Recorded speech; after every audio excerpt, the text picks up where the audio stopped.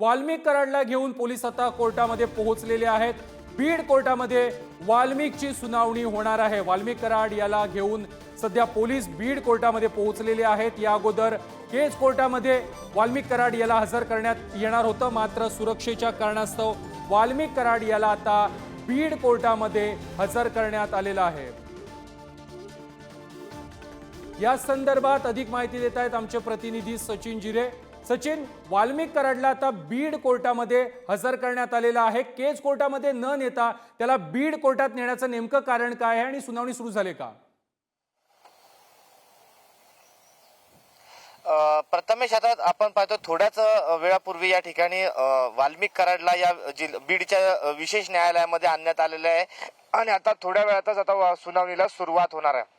जो काल आपण पाहतो की वाल्मिक कराडवरती मोक्का अंतर्गत गुन्हा दाखल झाला होता, त्याची संपूर्ण जी प्रक्रिया आहे ती प्रक्रिया केज पोलीस ठाण्यामध्ये साधारणतः 1 तास चालली। त्या प्रक्रिया पूर्ण त्या ठिकाणी करण्यात आली। त्यानंतर जी न्यायालयामध्ये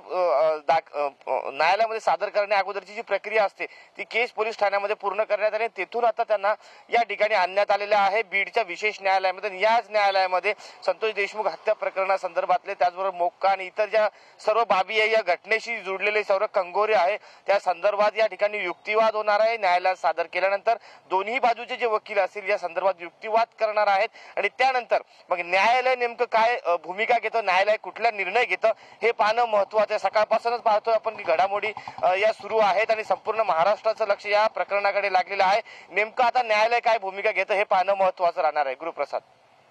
नक्कीच सचिन, धन्यवाद तुम्ही दिलेल्या माहिती संदर्भात।